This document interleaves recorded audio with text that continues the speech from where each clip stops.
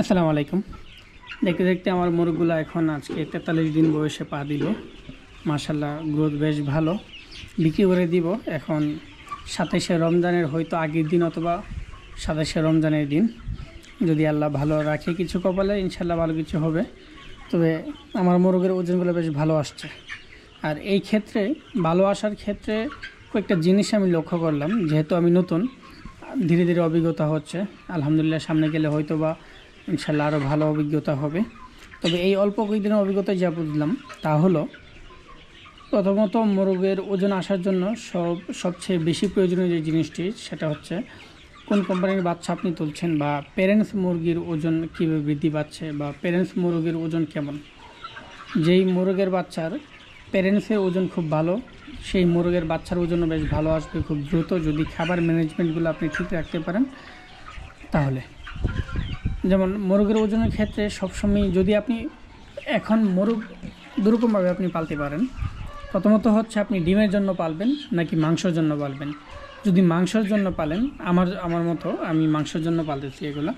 মাংসের জন্য পাললে আমি প্রথমে 1 থেকে 20 দিন, একদম জিরো বাচ্চা, যেদিন বাচ্চা ডিম থেকে ফুটে বের হয়েছে, ওই বাচ্চা ফুটে বের হওয়ার পর থেকে 20 দিন অবধি আমি ব্রয়লার স্টার্টার ফিড যেটা আছে ওইটা খাওয়াইছি।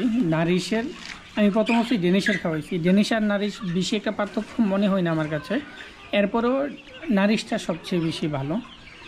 ডেনিশ আর নারিশের মধ্যে 19-20-এর তফাৎ, বেশি একটা পার্থক্য নেই। আমি প্রথম 2 চালান আমার ডেনিশেই গেল।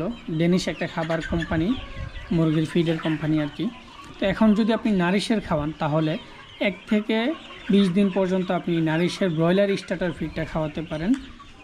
তারপরে 20 দিনের পর থেকে আপনি টানা এগুলাকে ব্রয়লার গ্রোয়ার যে ফিডটা আছে ওইগুলা খাওয়াতে পারেন।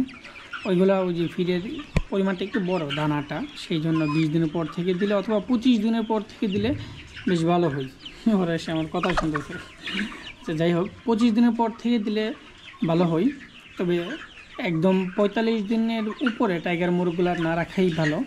কারণ একটা সময় গিয়ে দেখা গেছে কি, মানুষের অথবা যে কোনো পশু পাখির যে বৃদ্ধি ক্ষমতাটা আছে, ওজন বাড়ার বা শরীরের গঠন বাড়ার যে ক্ষমতাটা আছে, এরপর থেকে বেশি একটা কাজ করে না, ধীরে ধীরে কাজ করে। যত বেশি পালবেন তত ধীরে ধীরে ওজন বাড়বে। বাট প্রথমত 1 থেকে 45 দিন পর্যন্ত খুব দ্রুত ওজন বাড়ে।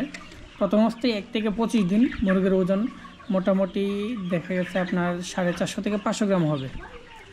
তারপরে 25 দিন থেকে 45 দিন পর্যন্ত এর ভিতরে মোরগের যদি গ্রোথ ভালো থাকে, তাহলে আমার এখানে অনেকগুলো মোরগ আছে যেমন 1.5 কেজির উপরে, ওইগুলোর গ্রোথ বেশি ভালো। এখন ওই মোরগগুলো থেকে যদি আমি বাচ্চা উৎপাদন করি, তাহলে ওদের গ্রোথ মাশাআল্লাহ খুবই ভালো হবে। তবে আমার এই ঠান্ডা লাগার কারণে আমি এই মোরগগুলো এখন রাখবো না, ইনশাল্লাহ পরবর্তী বেছে রাখার চেষ্টা করব।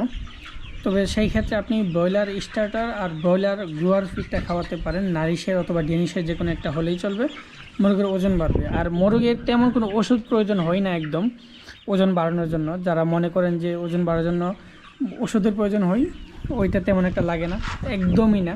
আমি কোনো ওষুধ খাওয়াই নাই, জাস্ট ভিটামিন অথবা ক্যালসিয়ামের কিছু ওষুধ খাওয়ালাম। আর আমার যেহেতু ঠান্ডা লাগছিল, তখন অ্যান্টিবায়োটিক কিছু পড়ছিল ওষুধ। এছাড়া আমি তেমন একটা ওষুধ খাওয়াই না, জাস্ট সাদা পানি। আমি এখন গরম যেহেতু দৈনিক 4 বেলা পানি দিই, দিনের বেলায়, আর রাত্রেবেলা 2 বার দিই। ইফতারের পরে দিই আর তারাবির যে সেহরির পরে দিই আর কি।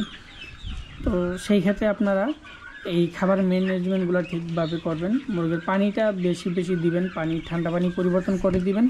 এখন যেহেতু গরমের ক্ষেত্রে ঠান্ডা পানিগুলো বেশি পরিবর্তন করে দিলে ভালো, মুরগির খাবার চাহিদাটা ভালো থাকে।